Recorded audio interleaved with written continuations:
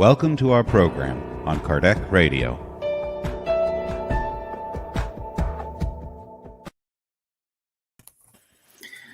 Hello, Wednesday, 6th of October 2021, 9 p.m. here in Ireland, London, 10 p.m. in France. It's a very warm day in France. Look Charles' face. Looks like the winter is next door. Fall is arrived and strongly. Yeah. Already here. Fall has arrived here as well. Anyway, so good to have you all here. Thank you very much. Fayute, my Irish friends. And today we will talk about the basic works of Spiritism, which is like 1 hour is just to give a beginning of the explanation here, because there's so many things we want to say, we have to say. And anyway, let's leave in the hands of the mentor of this live here. He will conduct us as it should be, as needed. So once again, good night. Nice to have you all here, especially my 3 friends here. Thank you. It's a pleasure to be here with you guys here. So Elsa. Hello, my dear friends. Good evening, good afternoon, good morning, as Charles says every day, every time. I'm here again, once more, on behalf of dear Master Jesus, Kardec, talking about this beautiful topic. This is a philosophy of life that is our dear Spirit's book and other works from Kardec. And we will share some thoughts with you. And I hope you all enjoy our time together. Thank you all. Thank you all, dear Charles, Silvia, Stevan, and our benefactors that are guiding these lives every week. Thank you all. Silvia. Okay, good evening, everyone. As always, it's a great pleasure and privilege to be here. And we start a meeting, and I'd like to lift our thoughts to God and to Jesus to be with us during this meeting, and so that we all may learn something good for our lives. And I'm very, very happy to be here with everyone. Thank you. Hello, bonjour, bonsoir à tous. Heureux d'être là parmi vous de nouveau ce soir pour parler un peu de Kardec et des œuvres de base. Hello, good morning, good afternoon, good evening to everyone. Very happy to be here again today with you. Thank you for joining us. We will talk a little bit about Allan Kardec and the basic works. Wonderful.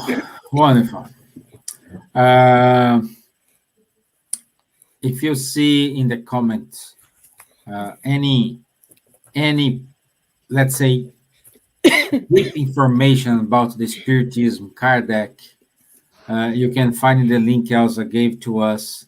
It's a piece of art Charles gave to us on last Sunday about Allan Kardec, and the link for the video is there. So I highly recommend, after this talk, just watch the video. It's kind of will not complement, because we're doing like 1/3, 0.0% of the job, but it's a beginning. It's a beginning.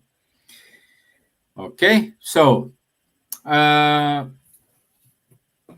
want to say, so thank you, Walter. Thank you for being here with us. It's a pleasure to have you here, my friends. Thank you. Thank you very much. It was nice. It is nice to have you here with us. Okay. So let me share. Elsa asking me to share again the link of the video. So the link of the video, it is in the comment box. So there we go. Everyone now have the link in all platforms. Okay, shall we start? My little introduction here is, let's suppose we can comment about the basis of the Spiritism philosophy. In that case, we can comment on the grounds of Spiritism philosophy, and there is no other word to say. The Spiritism basis is like existence of God, immortality of the soul, law of cause and effect, reincarnation, plurality of the inhabited worlds, communicability of the spirits, and reason of faith. If we have to summarize Spiritism teachings, I would say these topics are the basis. And I don't know if you all agree. If you want to say something, my friends, please pick up. Yeah. Elsa, you're in the mute. No, I said Charles. Yeah, so if Charles, let's do this. Charles, your question is to talk about Allan Kardec. I know it's a difficult subject for you. I know that, but can you introduce to us this wonderful guy called Allan Kardec, please? Yes, so it's okay. Thank you for the question. So I discussed a little bit about this quite a long time in this famous conference from last Sunday. Now I will try to summarize here a little bit, 15 minutes. So Kardec basically is born 1804, 3rd of October. So the last Sunday, it was 217 year birthday of Kardec, of Hippolyte Léon Denis Rivail, which was his birth name, Allan Kardec being a pseudonym. And he had not a very easy childhood because his father disappeared when he was 3 years. And then he was educated with a lot of sacrifice by his mother, grandmother, and uncle. He nevertheless had the opportunity to study in Yverdon with the Pestalozzi Institute, which was helped him a lot to be open-minded, and he was quite brilliant there, a lot of success, helping even Pestalozzi to teach to younger children. Then he went to Paris, so he had between 1822 and more or less 1840 a very strong career in the area of pedagogy. He had an institute, he wrote several pedagogical books, he wrote also documents for the improvement of public education in France, sent to the Ministry of Education at that time. So he really brought a lot of contribution in this area, but also participated to a lot of scientific societies of different aspects, and this gave him the opportunity to meet a lot of very well-known intellectuals of that time. Then he had some more difficult period, mostly because of financial reasons. His family was not so rich. There was also some problems with the uncle who lost a lot of money gambling, and so he had to sell this famous institute, unfortunately. So this decade between 1840 and 1855, he had some more difficulties to find a job, to something to do, to sustain the family, and so on. He nevertheless did it, a pension together with his wife family for girls. Girls did not have such education at that time. Then he also worked in some theaters, and then also he made the patent for a siphon and some technological stuff. And in 1855, he heard talking, 1848 was a phenomenon in Hydesville, which is well known, the Fox family house. And then this turning table fashion somehow, who made a turn around the world, including in Paris, of course. And he was heard first talking about the turning tables and the phenomenology in late 54, and 1855 is when he started observing and studying this phenomenon.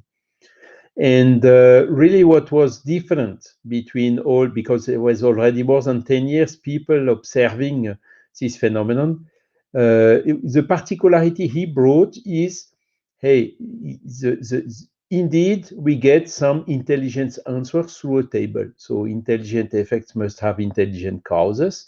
And then he dedicated the rest of his life for studying this phenomenology and also to go to the causes. He was not trying to redemonstrate 100 times that the table are really turning or the phenomenon itself. He really started from the phenomenon, so immediately it was authentic. There was no tricks, nothing hidden behind. And then he really went to seek all the consequences, ethical consequences, moral consequences. Yes, we have a soul, we have a spirit, as we developed in previous spiritual light emissions. Yes, this soul, when we die, is surviving. Our personality is surviving to what we call the death. Yes, it is reincarnating. It was existing before this present life, and so on. So he drew really all these existential questions that you summarized a little bit, Stevan, at the beginning. And also that the souls can communicate with us through some particular persons, which are called mediums. We are all people belonging to the physical world because we are incarnated. We have a physical body. We have to wear some hot stuff when it's cold and so on. But we have also a soul. We have also a spirit, which in some cases can take some liberty with relation to this body. For instance, during the natural sleeping every night. And sometimes we keep some memories of that, or this can also happen in what we call the mediumship trance, where our soul takes some liberty and is then capable of communicating with the other souls and bringing it to the voice, to the writing, or to whatever different type of mediumship are existing. So this is what Kardec really brought as a teaching in his first book, which is the Spirits book, which was published 18th of April 1857. And again, it's something really revolutionary. And that is the time when he didn't want to use his original name, Rivai, which was known in pedagogy, and as I just discussed before, he wanted to take a neutral name, a pseudonym, in order not to bring something new. And this is when he decided then, for certain reasons, to use the pseudonym of Allan Kardec. And so Hippolyte Léon Denis Rivai became Allan Kardec at 18th of April 1857 at the first publication of the Spirits book. So this book had then a big success for several reasons as well, because at that time the mainstream science and philosophy was not so materialistic as it is today. So there were some beliefs or some philosophies which were spiritualists, which were also taught in the schools, and this made such that the blockage we see today about coming from the materialist paradigm and education we received was not existing so strongly at that time. And this explains why this book had a big success at this since this first edition. So book was spread around. He got a lot of feedback. He made also a lot of complementary investigations in different groups, different mediums, different places, different spirits, of course, complementing all these teachings until he brought a second edition of the Spirits books in 1860, then the Mediums book in 1861 with all the practical aspects of the mediumship and experimental hints for experiments. Then he published 1864 the Gospel According to Spiritism, where he's just comparing and showing the big consistencies between the moral, ethical, and moral laws taught by the spirits, compared with what the message Jesus has left us 2,000 years ago. Then he wrote Heaven and Hell, which is the fourth one, talking about this question of heaven, hell, devil, angels, and so on, and what makes sense and what doesn't make sense in all this stuff. Helped me a lot to reformat my hard drive in the brain after the Catholic education I had when I was young. And the second part of the Heaven and Hell also extremely interesting, because it is something like 50 communications from spirits which are explaining what they became after their death, and also depending on what they did during their life. So it gives a kind of basis for the ethical rules which are consequence of the Spiritist philosophy, and also seeing the huge consistency again with the message Jesus has brought. Once, of course, we clean the Gospels from all this ash and dust and whatever which has been introduced by humankind along the centuries or along these 2 millenniums between the passage of Jesus on the earth and today. And the last book he wrote was the Genesis, where he developed several items, and Genesis is the last one he wrote, so it was 1.5 years before he passed away, before he discarnated, went back to the spiritual world. So there you have really the essence, the quintessence of Kardec's thought. And there are some sections in these books that you need to read 2 or 3 or 4 times to really understand the full content in it. And even when I read them again 20th time, I'm still discovering things that I did not perceive correctly at the first lecture. So, and then he discarnated in 31st of March, 1861, from a kind of aneurysm or heart attack, suddenly, because his mission was basically done. So that is what I could maybe summarize on Allan Kardec. Did I touch everything you were thinking about, Stevan, or shall I complement on something? Yes. Also, without going too far, to leave also some space for our dear colleagues we have today, Elsa and Silvia. No, you touch it. You touched everything, because I want to give you the opportunity to introduce Kardec, and now I'm gonna play a short video. Okay, go ahead. Yeah, I forgot. I will just maybe add one thing, something that I told also during and that came basically also from the reading again the books of Léon Denis, which is a very dedicated apostle of Allan Kardec. And what Kardec basically did, what is really revolutionary, what is really disruptive in the Spiritist philosophy is it is covering subjects of soul, God, survival, death, and so on, which were normally the reserved area for the traditional religions, but on a dogmatic way. And Kardec took those and studied those subjects on the rational way with a scientific method. Yeah. So basically, he took the best out of the science, which is the methodology. He took the best out of the religions, which are all these philosophical, fundamental, existential questions, and eliminated the wrong side of both, which is the materialist paradigm of the science, and also the dogmatic, heteronomous method of the religions, and taking both together. So he founded really something new, out of the box, that we as humans have difficulty. Every time we ask, is Spiritism a religion? Is it a science? No, Kardec was very clear. It's neither, no, it's not a materialistic science, nor a dogmatic religion. So it's something out of the box. And we should really take it as such, as something revolutionary, disruptive, a new way of thinking, of studying the law which are governing the universe, not only material but also spiritual, and not make some gymnastic to bring that back in the boxes from the past. Amazing. So before I play the video, I want to say hello to our friend Elsa in Stockholm. Good night for you, my dear friend, as well. Dr. Vanessa Celoni is with us. It's an honor to have you here, my dear friends. Thank you.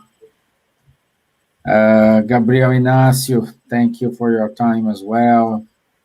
And we have a declaration of love here. Huh?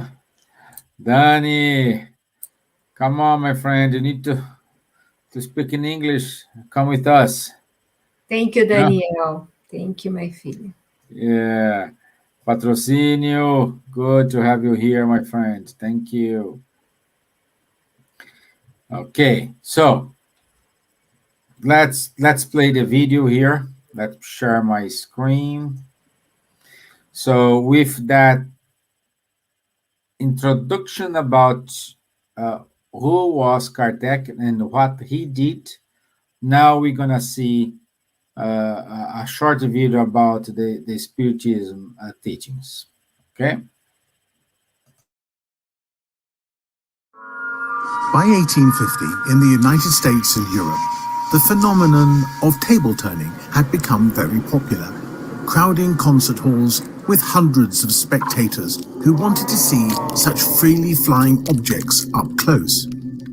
It was also common in private gatherings within family homes. Hippolyte Léon Denisard Rivail, a renowned French educator, initially did not pay attention to such events. Rivail considered them to be possible outcomes of some unconsciously generated physical phenomenon by the participants themselves, thus being irrelevant. But after hearing from a friend who considered himself a serious person that the objects answered questions, he became interested because he saw in this detail something worthy of research. I will only believe when I see this for myself, and when I am proved that the table has brains to think and nerves to feel. After attending several of these meetings and reviewing dozens of past meeting records, Rivail concluded that the deep and complex answers came from outside intelligences to those who served as mediums at such meetings. It was necessary further and deeper investigations. That left no doubt. My ideas were far from accurate, but there was a fact that necessarily followed from a cause. I saw in those apparent futilities something serious like the revelation of a new law, which I took to study in depth.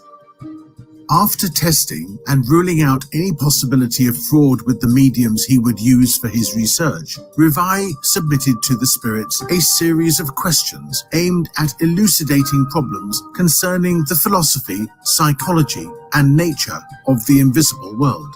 First of all, I understood the seriousness of the exploration I was going to undertake. I realized in this phenomena the key to the obscure and controversial problem of the past and future of humanity. It was, in short, a whole revolution in ideas and beliefs.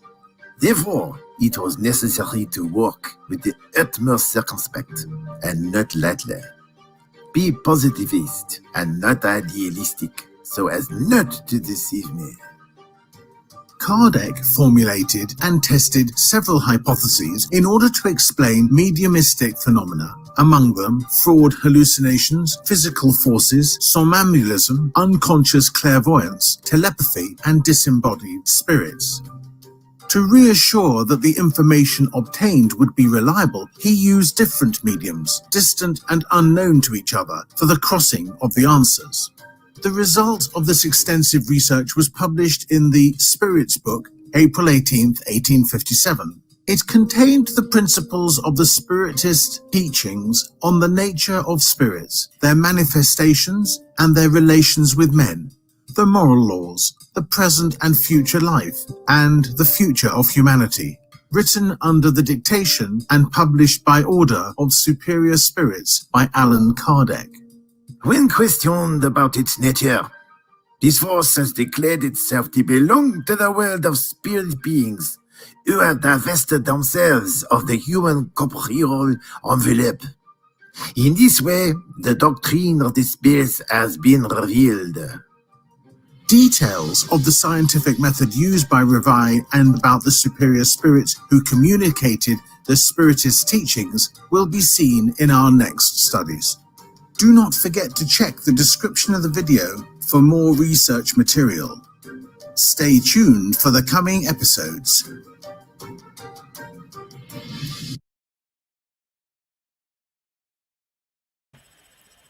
Again, love these videos. Wonderful job from our friends from Spirit Academy. I love the French accent since speaking English. I like it. So okay, good. Now we go to South London and let's talk to Mr. Gibbons, Mrs. Gibbons. My dear, we can say that free will, it's part of the divine laws. However, freedom exists before acting, and man is obliged to reabsorb the effects of the causes, which is the consequences of our actions, and to go through what he made, what we did to other people. And all these proportionate us go to an evolution. No, go to a better worlds, achieve better high spheres. Could you introduce us, because I know this is a topic of a lot of seminar, no? How free will acts upon ourselves. Okay. Free will, God, that's a very complex. Well, it's not really complex, but it's something that one needs to think about. I started from this question from the Spirit's book about free will. It's question 843 of the Spirit's book, and it says, Kardec asked, "Has man freedom of action?" And he says the answer from the Spirit was, since he has freedom of thought, he has freedom of action. Without free will, man would be a machine. I think this, in this sentence, he says everything, how free will is what leads our lives, or should be the guiding force of our lives, of our thoughts, of our actions, whatever we do.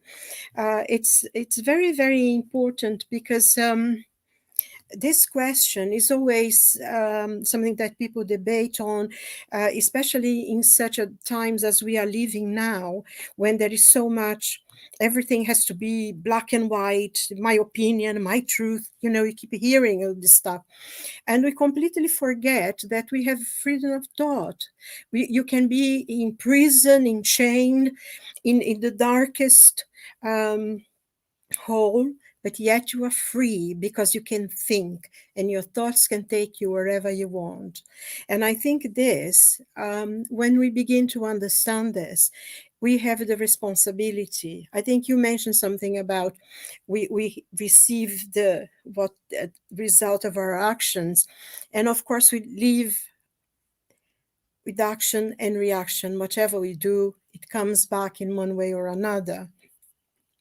But also, I think the question that once we understand that we do have that freedom, and our freedom, in a way,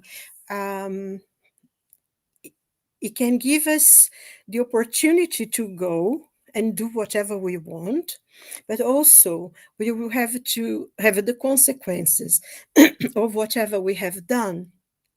So I think when we start thinking and meditating on this, we ourselves will put boundaries in whatever we need to do, exactly because we will be learning the consequences of it. And we know that, as a child, we are guided by our parents and then schools, and we don't have free will as such because we're still very limited in our intelligence. And free will is limited to the level of intelligence that we have. Because if someone is mentally ill, he cannot decide things for themselves. They will need somebody else to do. And this many times is consequences of what we've done in the past, when we have abused our intelligence and have done things that harmed others and made their lives hard and difficult and everything. So a person may be deprived for a while of their manner of deciding for themselves. And I think I like very much to make a point here, because to me this is very, very important to understanding Spiritism. There is no such a thing as punishment. A person may be coming to a body that is a consequence of the past, and so they may be physically, mentally limited.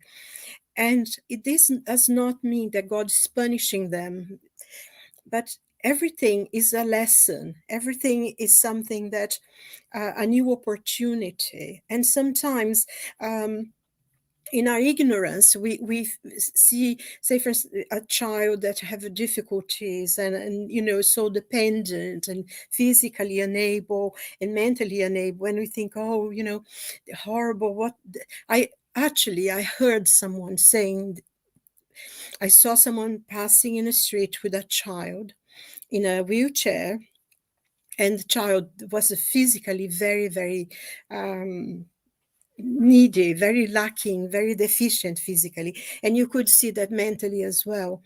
And as I passed them, then I heard the two people talking and say, God, look what God has done to that child and those poor parents. And they made, I don't know if the parents heard it. I heard. I didn't know if the mother that was pushing the chair actually heard them, but it must have been extremely painful for them to hear it. But it's something that actually happens because we think that God is punishing us. And in many religions, the main religion, we know that is this thing, punishment. I think Charles mentioned when he was talking that he had to sort of restructure his power of thought to take away, all that teaching that had been ingrained in his head. And I think it's interesting because it reminded me of something that Samuel Beckett said, because being Irish and being very strict Catholics, that he said something like, you can take the man out of the church, but you cannot take the church out of the man, because even though you become completely intellectually free, there is always the nagging doubt that hell awaits. And I think this is one of the most beautiful and precious things in Spiritism, that we understand there is no punishment. And sometimes when you see a child in that situation, it means that they are receiving the greatest blessing that a soul can receive, the ability of this person may be a person who has done very many wrongs and have many enemies, and being there locked in that body for a while, it means that they are protected against a lot of enemies that could be attacking them. And also they in that body, they will not go and do anything wrong. And, you think about the lessons that Jesus gave us when he said to that man that, I think is the paralytic that was in the pool, he couldn't go into the pool because everybody went first. And Jesus healed him on Sabbath day in the temple and asked him to wrap his thing and walk away. And then he said, but do not sin again, or something worse will happen to you. And I think, that is Jesus, a lesson of Jesus saying, now you have been blessed with something, you being able to walk, because he hadn't been able to walk for many, many years. I think he was in his late 30s or something, and he was from birth. And then Jesus said, be careful, don't sin again. But he hadn't sinned in that life because he was born crippled. So the sin that he brought with him. So in that time, he was receiving a blessing of walking. And I think that's one of the things that we need to talk, to remember for ourselves, what are actions, because we need to realize that everything we do has consequence. So if we have a level of intelligence that we have a free will, and is the most important gift that God gave us, because no one, absolutely no one, can imprison you, even if they imprison your body, but your spirit is free. And this is such a blessing. That's why I think, when you have, especially in this culture of celebrity and that we have to follow other people, and God gave us the privilege of not do that, to think about it. And I mean, in the Spirit's book, the Spirit teaches us all again and again, think for yourself, don't believe anything that people say, go and find out, start yourself, learn yourself. And that's why I think one of the things in Spiritism we say to start, to go and read, read it and read it again. And I think Charles pointed out that he must have read the books many times, and it happens to us all the time. Not, especially in the books, the basic books. Every time we read that, it's like you're reading a new book. I always find that. I remember being in a lecture once, and then somebody said, actually quoted one of the questions of the Spirit's book, and I thought, oh my God, I wrote down the number, and I said, I don't remember this. I didn't start this. I think I must have jumped this chapter because I can't remember this. And of course, I came home, first thing was got the book, and I went to read it. And of course, not only I had studied it, I had to put the date on it and made notes about the importance of the thing, And I thought, oh my God, I read it, I couldn't read it. So I started reading it all over again. And every time you read it is a new book, is a new knowledge, is a new learning.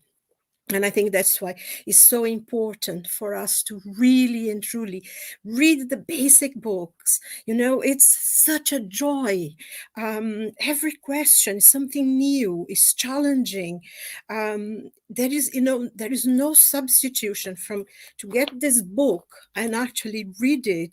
It's like having your soul transported to a huge school where, there is all these people talking and learning and discussing, and there is no wrong ideas. You can say what you think, and then you say, but have you thought this way or that way? So that's the joy that we really need to go to the basic books of Spiritism and don't believe anything that we say, but see it for yourself. And that's the freedom, I think, in the free will that guides us, that will guide our lives, because this understanding that life is precious, that every moment that we have is a moment that we can learn something. And even though life is very short, the life is eternal. And I actually, it's very interesting how sometimes, the materialistic point of view is so ingrained in people. I saw this, there was this program about science that is new. the scientists who is doing this study, how they can actually get the people's brain and put them in computers so the person can live forever. And I find it so funny, so fallible. I mean, of course, they're great scientists, they're doing wonderful things, and maybe they can put the knowledge into the computer, but they completely dismiss the fact that we have a soul, a forever perfecting entity that is there, that is, has the freedom of thought, has the freedom of will, has the freedom to decide what is best for it. And also to learn that whatever we do, it has its consequence, and we have to really learn. And I think that's why the opportunities of reincarnation, that we keep coming back to learn new lessons. And that's what it is lessons that we have to learn, is blessings that we received again and again and again, because we have many, many lives, because we are going through perfection, and through our thoughts, to our free will, to us disciplining ourselves, disciplining our spirit, because the spirit needs the discipline. We are going to achieve understanding and knowledge that will guide us for many, many, forever, really.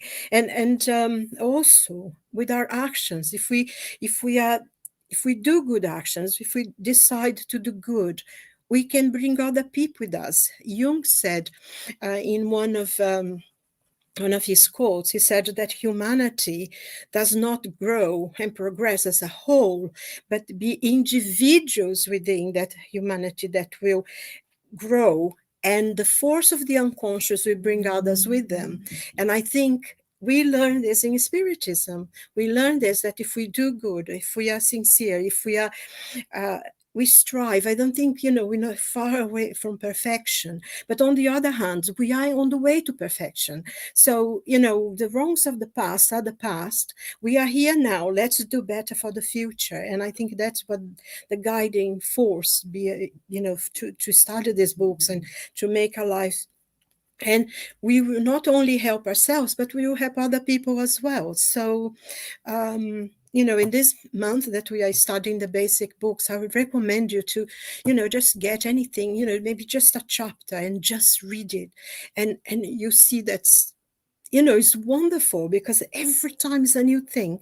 Every time you learn something different. And it's, this book, I mean, we're still far away from understanding it as well. Like, 150, 60 years ago, he was already talking about there is no vacuum in space. So scientifically, the scientific part of it is still challenging for us, even with all the knowledge we have. So our free will to study, to learn, and to be better is because our spirit is better. We'll be helping ourselves, and we'll be helping others that will come with us. So I think I finished now. Thank you so much. I get very enthusiastic. I know, and I can talk about the spirit. This is why I said we need a seminar to talk about it. I can talk about spiritism, all night. I remember when we started studying, we used to spend the night studying and talking about it. So, Exactly. Thank you. Thank you, my dear. Thank you very much. And Elsa, my dear, one of the greatest topics about Spiritism, that's why I put it today, is we talk about Allan Kardec, free will, the next one is reincarnation. And the big question is why we can see reincarnation as that of God's mercy upon ourselves. Good question. Okay, good question, Stevan.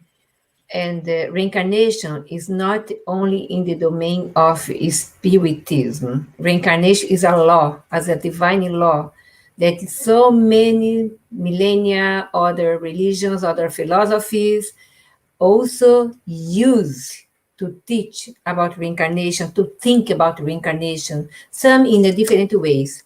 And Spiritism came to teach us about reincarnation in the most beautiful way, that God is merciful. Reincarnation brings to us the opportunity to learn what we are doing here, where we come from, and after this incarnation, this life, or where are you going? And reincarnation helps us to understand that everything that we are doing in this existence, this incarnation or reincarnation, will consequently have a reaction or other things in a following reincarnation. So one of the beautiful things that now we can teach, for example, suicidal people that I think commit suicide, that you have the opportunity to talk with this person, and you bring the reincarnation and show the reincarnation in these philosophy studies, how it works, how you can damage your body now, and you damage your perispirit, the format of your body now. You can bring in next incarnation consequences, the act that you are doing now against your own body, your own existence, that you don't really stop your pain. You even acquire more pain, more sufferings if you really terminate your life. That means euthanasia, abortion, homicide, and suicide. So the things that are against God's law. And the other thing that is good, that we can teach reincarnation since early ages for little children. When a dog die or something in your family pass away, you can teach this child or these young people that the life goes on. We have so many literature, and now in English as well, André Luiz books. We have Allan Kardec books that is the basic works that started everything, as Charles pointed. That's not a science materialistic. That's not a philosophy of only here. A religious philosophy. It's something above of this box that all the time religion, philosophy, science. No, it's a combination that brings other kinds of light towards humanity, so the humanity can receive this benefit and learn. And I always comment one phrase that I heard Dr. Andrew was telling here, one of our congresses. He mentioned twice, you, Spiritist people, in your humble Spiritist center, freely have classes and studies that should be, Allan Kardec books, in the universities, should be an academic studies, because this is a study for life. Is a studies really to change humanity, to change myself, to change my inner Elsa in a way that I will understand why I'm here, why I have sufferings, why I have problems. There is no punishment, as Silvia pointed very nice. There is no punishment at all. What we have lessons. We have lessons, and I don't call also mistakes. We have lessons, the lessons that the way that you have to learn. If you don't learn enough, we will again commit sometimes the same mistakes, and we will have the opportunity to reincarnate again and do what we have to do, perhaps in a different way. I am Elsa now. I have a home to live. I have my meals, my way to have my wages, my friends, etc. And I feel the call to do something good for humanity. And I say, no, I want to use my life to go to the theaters, to spend my money on holiday, blah, blah, blah, blah, blah. Okay, next incarnation, I will come to fulfill the same task, but probably in a poor community. I have to work a lot in order to work during the day and do my job during the night, or write things during the night, whatever. So it will be more difficult, but I have to fulfill the task in order to improve myself, my soul, my spirit, because we are individuals growing, evolving, and we can together evolve our planet and change the phase that we are now, planet of trials and attunements, né? Provas e expiações, and we will be a different planet where you not doing good is bad. For now, we are doing a lot of bad things, bad thoughts, gossip, stealing, murdering, a lot of things that laws of human laws sometimes cover, don't see it, make mock eyes, but from before God, nothing is hidden. Everything is under the light of benefactors, the workers from Jesus, that they are servants, they work in this planet in order to evolve, helping us, our guardians angels, spiritual familiar, or other spirits that are helping communities, cities, countries, and individualities, families, and they are working together in order to help us because God is merciful. That is the question. And reincarnation is a blessing because otherwise it was injustice to have a boy in a wheelchair, as Silvia mentioned, with so many difficulties to move, to see, to listen, even with palsy cerebral. And we are here to see this as a merciful way that God is giving to this spirit to stay in this kind of a body for a while in order to renew his own way, what he had done in the past. To think about, because out of the body, we see everything. We even know, oh my God, I have done this to my children or my family, and now I'm facing some difficulties with them. So we will acknowledge everything in spiritual life. To dreams, sometimes the dreams comes as a puzzle. It's difficult to understand the pieces together, but there are something there. Our conscience is still living. The body sleep, our conscience, our spirit out of the body, going to classes, to spiritual universities, or spiritual work, or helping the benefactors, or learning something, because when you are apprentice, you are learning. So I always pray to God when I sleep, then I leave my body lie down, resting, that I can still continue in work, because we are not tired when we work as a spirits. So that's it. My point that says reincarnation is a blessing. Thanks God that you have so many difficulties in our life, that there are lessons in another life. May happiness come toward us. But I am happy the way that I am. The person that has a problem with no wheelchair is as happy as it is, because he knows that God is merciful, and everything that happened with us, there is a purpose better than we think and we know. That's it. Thank you. Thank you, my dear. I put it here in the comment box, a link so you can download all the principal works from Kardec free of charge. It's a PDF. So let me put it here.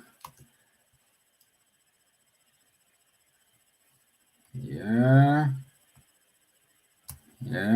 and this. So there is a link there from High Spiritist Federation, from BUS, in which you can have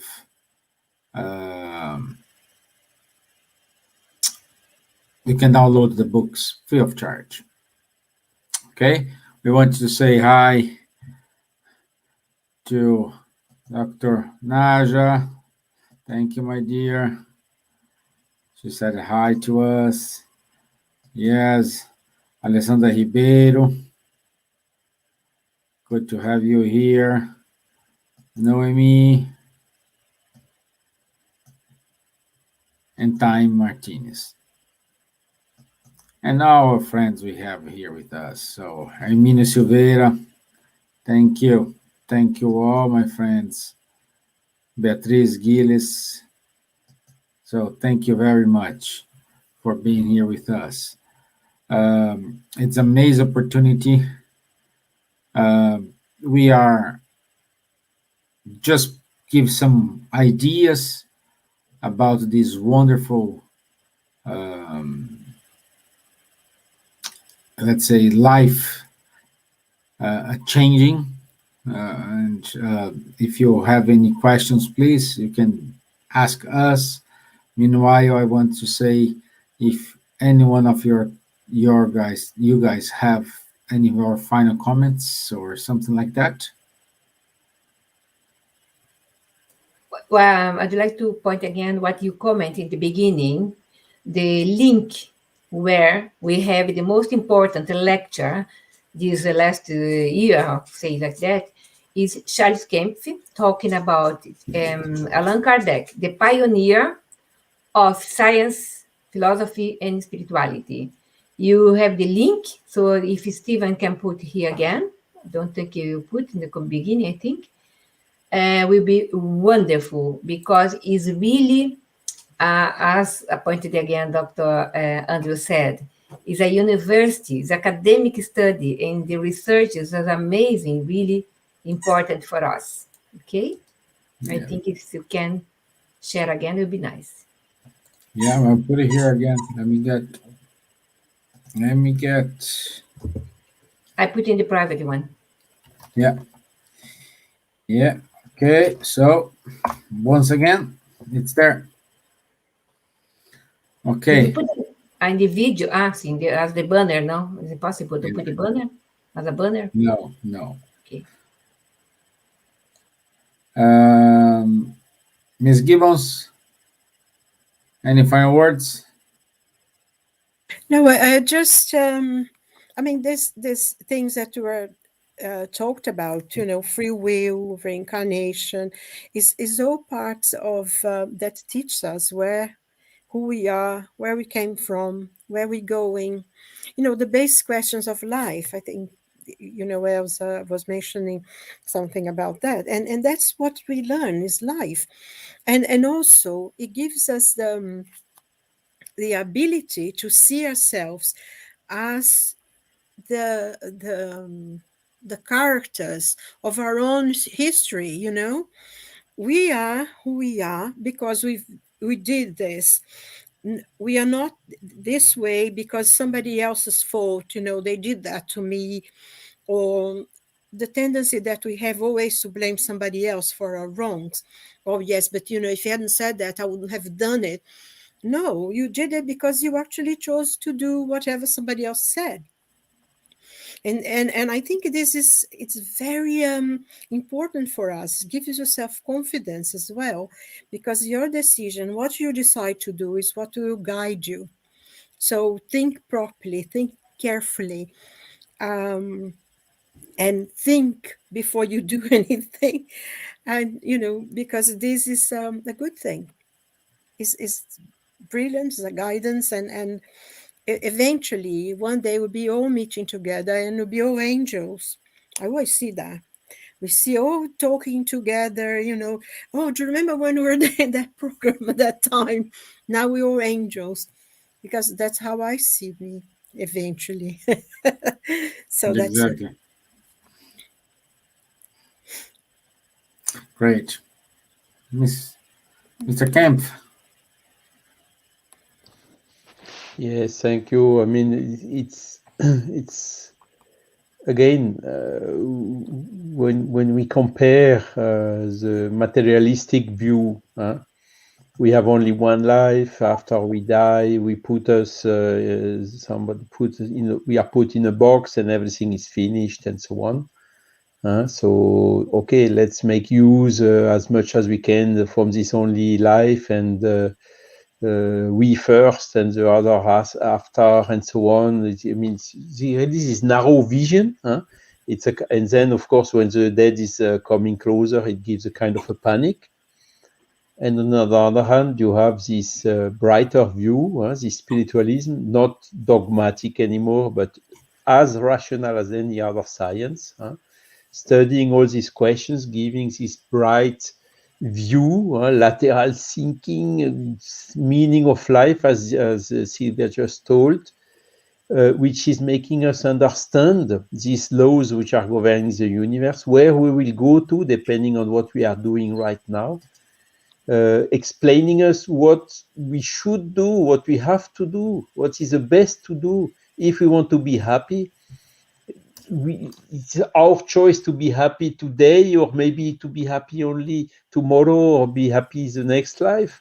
No, let's try to be happy as soon as possible and make everything which is possible as per our free will. Of course, we have to use this will. Everything is for free. Again, I mean, even the books are for free, as you just put the links now on the chat. Mhm. And okay, so it's what is the best, which gives you this patience, give you these huge resources to overcome the natural difficulties of life. What is the best philosophy? Kardec was always asking. Is it the one who explains nothing, or is it the other one who gives you a bright view and induces you to become a better person, to make the effort in this way? What is really the best philosophy? That's the question I'm questioning together with Alan Kardec. It's wonderful. Let's be happy today. Today is the most important gift we have. Is today. Yeah, so let's go to our announcements. So our next talk will be fundamental guidance for life. So next Wednesday, 13th of October, fundamental guidance for life.